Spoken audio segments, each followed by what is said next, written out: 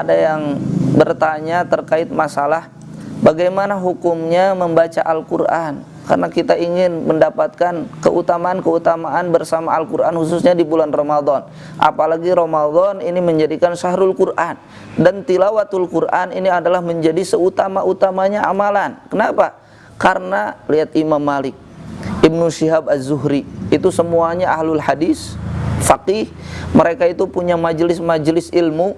Tapi ketika sudah Ramadan, beliau itu meninggalkan majelis-majelis ilmu yang lainnya. Yang ditinggalkan, yang tersisa hanyalah dia majelisul Quran, hanya majelis Quran saja. Beliau mengkhususkan dengan Al-Qurannya, bahkan memiliki targetan-targetan seperti halnya Imam Syafi'i sampai mengkhatamkan 60 kali khataman selama bulan Ramadan.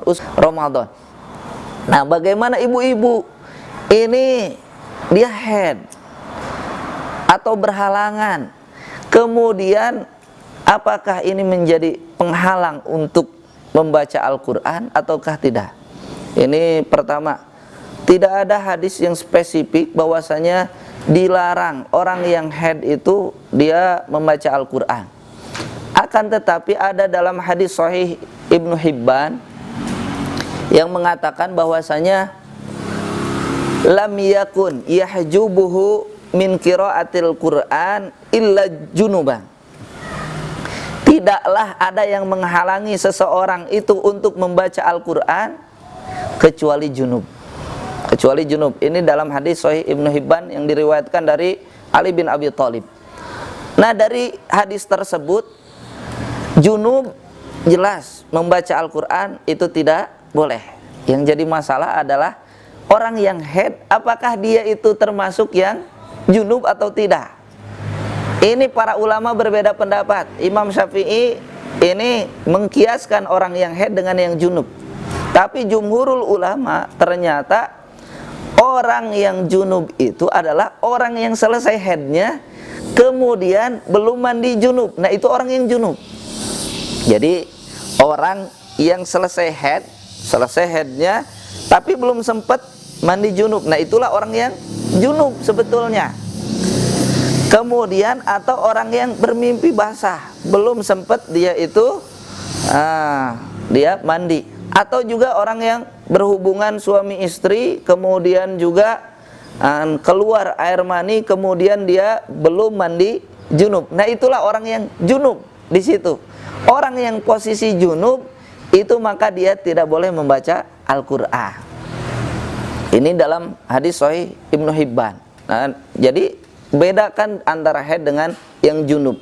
Adapun bagaimana memegang Al-Quran, memegang Al-Quran ini kembali kepada penafsiran para ulama terkait masalah la yamassu ilal mutahharun. Tidaklah memegang Al-Quran kecuali al-mutahharun, yang suci. Siapa yang suci di situ?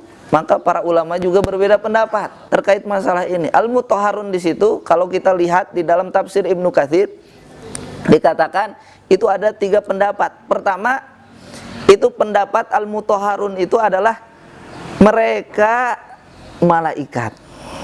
Maksudnya apa? Tidak boleh memegang Al-Quran kecuali malaikat. Jadi Al-Quran itu para ulama sepakat diturunkan dari Lauhil Mahfud ke Baitul Izzah atau ke langit dunia itu sekaligus. Nah, ketika diturunkan sekaligus seperti itu, maka tidak boleh ada yang menyentuhnya. Ifrit, iblis, setan, jin, jeung sabangsana itu nggak boleh memegangnya, kecuali itu adalah para malaikat. Malaikat boleh memegang Al-Quran yang diturunkan oleh Allah ke Baitul Izzah tersebut. Nah, adapun tafsiran yang kedua itu adalah al-mutahharun di situ adalah tidak boleh memegang Al-Quran kecuali orang-orang mukmin, orang-orang muslim. Apa dalilnya? Jadi ketika itu ada seorang yang junub. Dia malu untuk ketemu Rasulullah Shallallahu Alaihi Wasallam, nggak mau mendekat kepada Rasulullah Shallallahu Alaihi Wasallam. Kemudian dikatakanlah oleh Rasulullah SAW kepada sahabat tersebut, Subhanallah, innal mu'min la yanjus.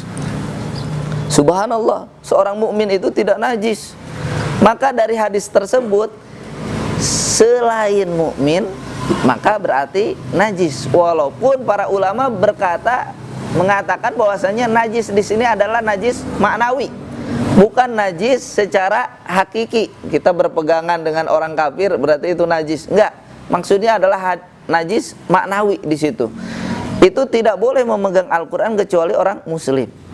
Nah, sedangkan pendapat yang terakhir itu adalah al-mutahharun, itu yang bersih dari hadas kecil ataupun juga hadas besar. Maka orang yang tidak punya wudu, orang yang belum mandi besar, bagi yang junub, maka tidak boleh memegang Al-Qur'an kecuali orang-orang yang bersih dari hadas kecil dan hadas besar.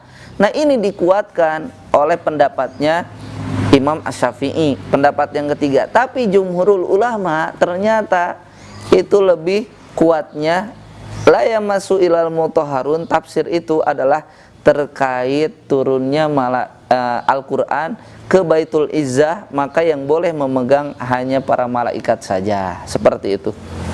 Ini berkaitan dengan membaca Al-Qur'an dan juga memegang Al-Qur'an. Bagaimana biar lebih tenang?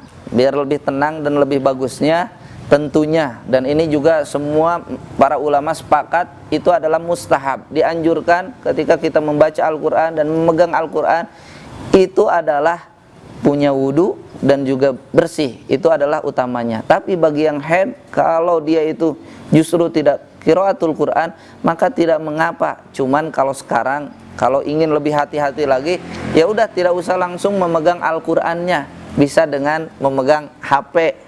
Ini HP ya kita ini karena jihaz itu adalah alat, bukan mushafnya secara langsung, seperti itu, biar kalau ingin lebih aman, seperti itu.